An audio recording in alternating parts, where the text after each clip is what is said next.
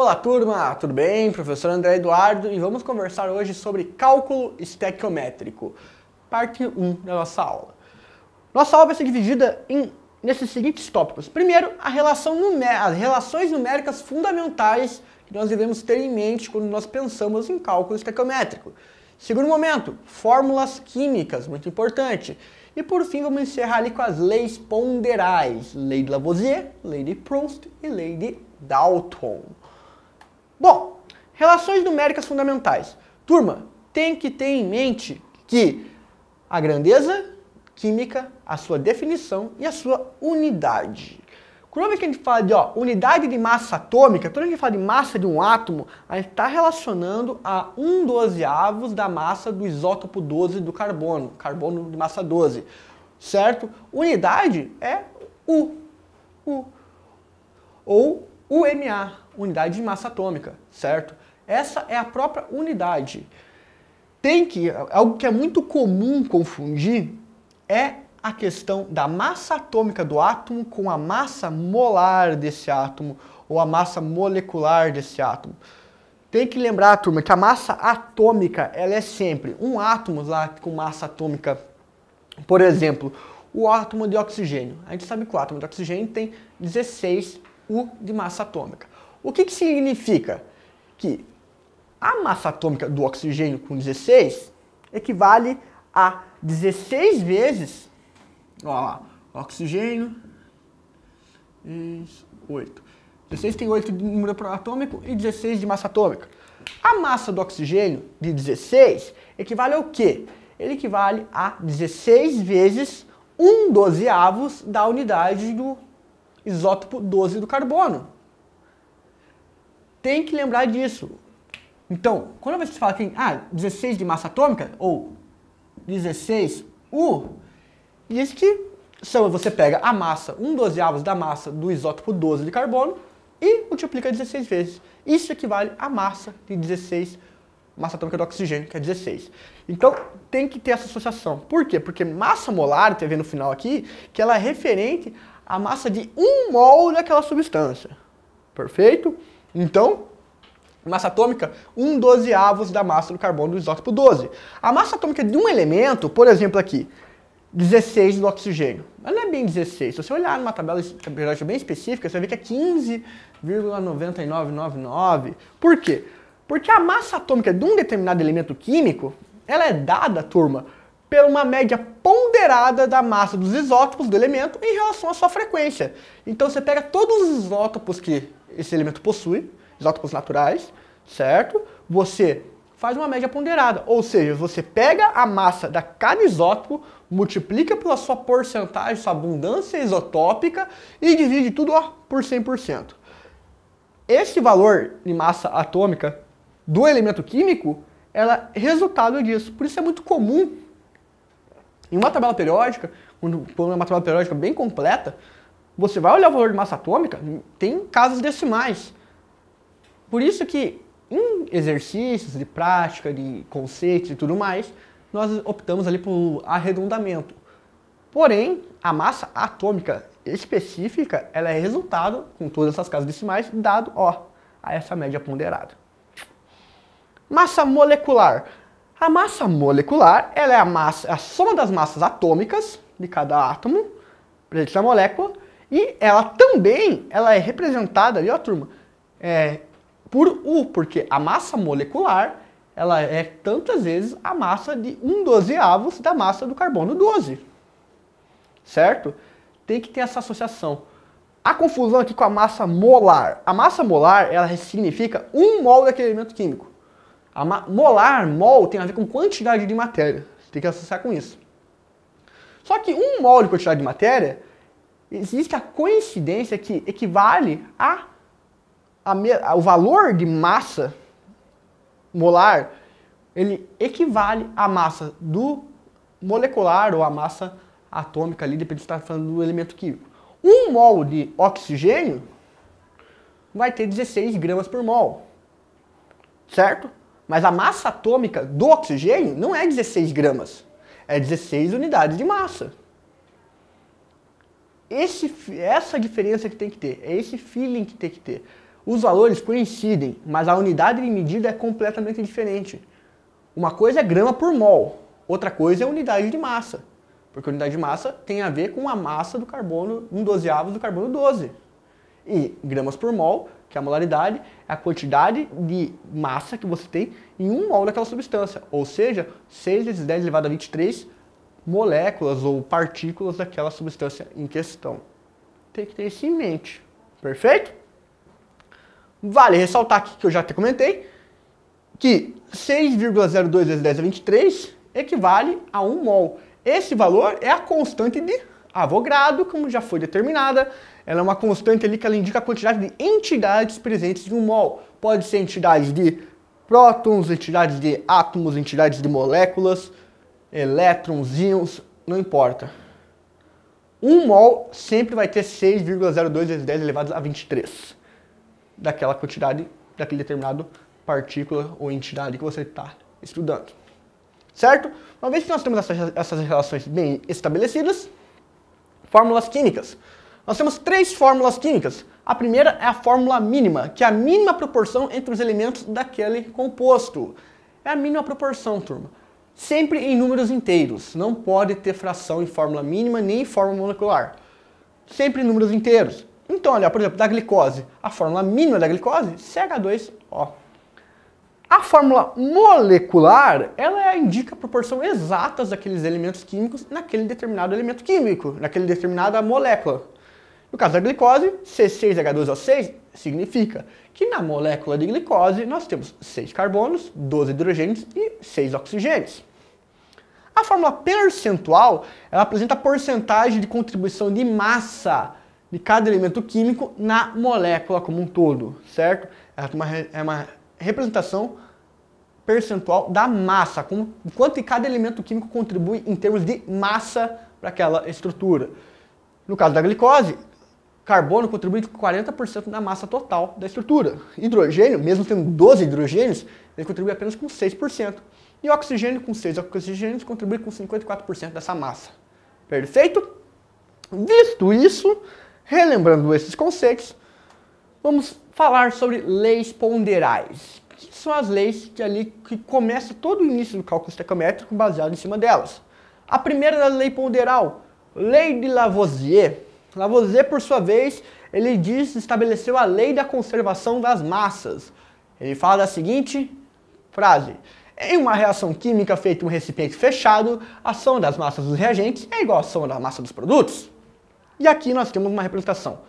Soma das massas dos reagentes, soma das massas dos produtos. Uma vez que uma reação química é nada mais nada menos do que um rearranjo entre os átomos dos reagentes, os transformando em produtos, rompimento de ligações químicas, formando novas ligações químicas, nada se perde aqui, nada se cria aqui. É apenas um rearranjo entre as ligações, a massa é conservada. Por isso, toda a massa que está nos reagentes deve apresentar nos produtos, sempre. Isso é um recipiente fechado. Por quê? Você está num recipiente aberto. E na tua reação química você gera um gás. Pelas propriedades dos gases, nós vimos que o gás ele não vai ficar paradinho ali no recipiente aberto. Ele vai difundir, ele vai escapar. Então, nesse caso, você vai alterar seu peso de massa, a sua massa total dos produtos e vai dar erro experimental. Por isso tem que ser em ambiente fechado, porque lá você consegue conservar, caso um dos produtos seja um gás, você consegue conservar a massa dele naquele recipiente ainda. Certo?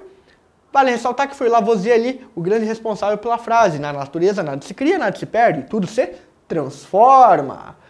E nós temos um exemplo aqui, ó. Pegamos o ferro reagindo com enxofre para produzir ali, ó, para produzir sulfato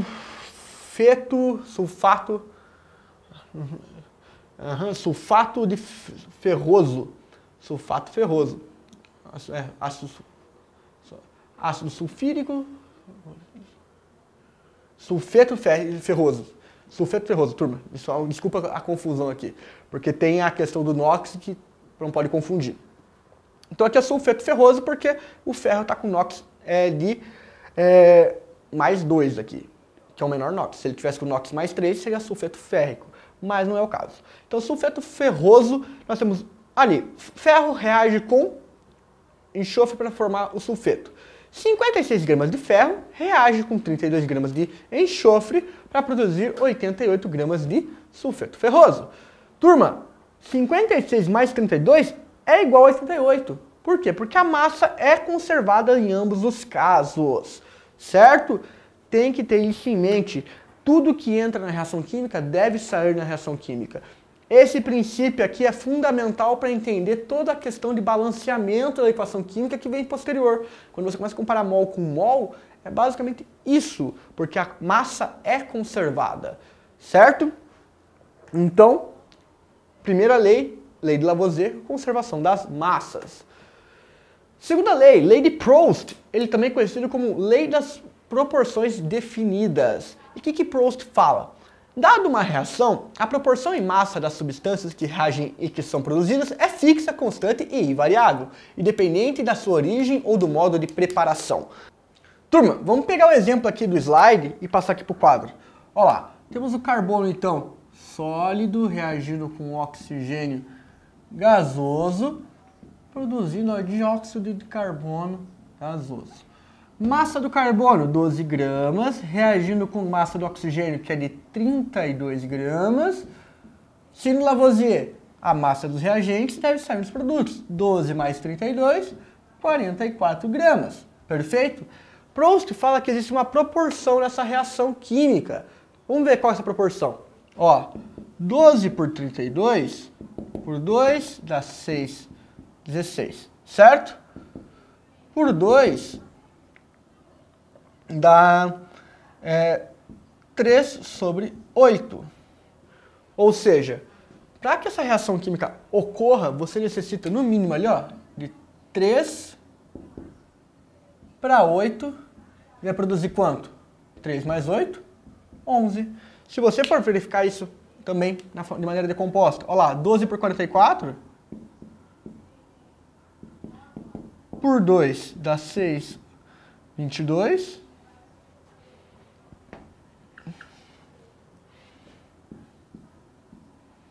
Por 6, por 2, quer dizer, dá 3, 11. Então, nessa proporção do dióxido, para formar dióxido de carbono a partir do carbono e do oxigênio, ele respeita uma proporção de 3 para 8 para 11, turma. Sempre. Se você quer dobrar essa reação, você dobra a quantidade de carbono, você vai ter que dobrar a quantidade de oxigênio e você vai ter o dobro de produto. Sempre você tem que partir dessa ideia. Existe uma proporção fixa em todas as reações químicas, de tal maneira que, se você diminuir uma, você vai ter que diminuir todo mundo. Se você aumentar uma, vai ter que aumentar todo mundo. Porque se você aumenta somente um dos compostos, um dos reagentes que seja, você vai ter, independente, você vai ter um excesso de reagente. Ou seja, só vai reagir naquela proporção pré-estabelecida. E se você colocou aqui, por exemplo, 20 gramas de carbono para reagir com 32 gramas de oxigênio, nessas 20 gramas de carbono que você colocou para reagir, apenas 12 vão reagir, certo? De tal maneira que você vai ter 12 para 32, formando 44 gramas de dióxido de carbono, e você vai ter o excesso de carbono que você colocou a mais para reagir. Então, Proust fala isso, existem proporções para todas as reações químicas. Elas reagem em proporções definidas. Se você colocar mais do que uma reação necessita para reagir, você vai ter um excesso. Se você colocar menos do que reagente, do que essa reação necessita para reagir, você vai ter uma falta de reagente que você vai produzir, consequentemente, menos produto também. Perfeito? Então, basicamente é isso. Olha nesse outro exemplo aqui, onde nós temos uma reação de hidrogênio com oxigênio na formação de água, onde você sabe que nós reagimos 2 gramas de água de hidrogênio com 16 gramas de oxigênio para produzir 18 gramas de água. A proporção dessa reação de 2 para 16 para 18 segue uma de 1 para 8 para 9. É a mesma proporção, turma, certo? Sempre a mesma proporção. Cada reação química vai ter a sua própria proporção. Por fim, lei de Dalton, que é a última lei ponderal, cara, também conhecida como lei das proporções múltiplas. E o que Dalton fala? Quando elementos se combinam para formarem várias substâncias, sendo fixa a massa de um dos elementos, as massas do outro elemento variam em uma proporção de números inteiros. Por exemplo, aqui, ó, óxido nítrico reagindo com dióxido de nitrogênio. 1 mol de nitrogênio equivale a 14 gramas. E 1 mol de oxigênio, 16 gramas. Ou dióxido nítrico, o dióxido de nitrogênio, 1 mol de nitrogênio, 14 gramas, 2 mols de oxigênio, 32 gramas.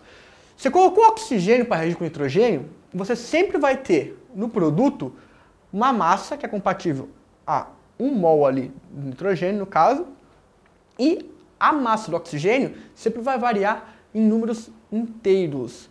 Não tem como você gerar um óxido ali, um produto que tenha uma massa de um nitrogênio e de um oxigênio e meio. Não tem. Essa variação é sempre em números inteiros. Outro exemplo aqui, ó. Oxigênio e carbono podem formar dois compostos. Em um deles, o monóxido de carbono, a proporção dos dois elementos é de 4:3 de massa, respectivamente. E no outro, o dióxido de carbono, que é de 8:3. Isso aqui, turma, 4:3, 8:3, é de contribuição de massa na molécula. Olha aqui no monóxido de carbono. Você tem 1 mol de monóxido de carbono que vale 28 gramas. Desses 28 gramas, 16 gramas é de oxigênio, 12 gramas é de carbono. Outra reação de carbono e de oxigênio que também pode acontecer é a do dióxido de carbono, onde 1 mol tem 44 gramas, sendo dessas 32 gramas de oxigênio e 12 gramas de carbono. Ou seja, as massas de oxigênio reagem com as mesmas massas de carbono em ambos os compostos e sempre formando uma proporção de 16:32 de massa de oxigênio, ou de 4:8 na quantidade, na proporção de massa dentro da molécula, ou de 1:2 na quantidade de átomos dentro da molécula. Então, toda vez que você vê a variação de uma massa é fixa e ocorre a variação apenas de um elemento químico em massas proporcionais inteiras, você sabe que você está trabalhando sobre a lei das proporções múltiplas de Dalton. Certo? Com isso, a gente encerra esse primeiro momento sobre leis, sobre cálculos estequiométricos, que é uma breve introdução para tudo que nós iremos abordar na próxima aula. Aguardo vocês ansiosamente. Até!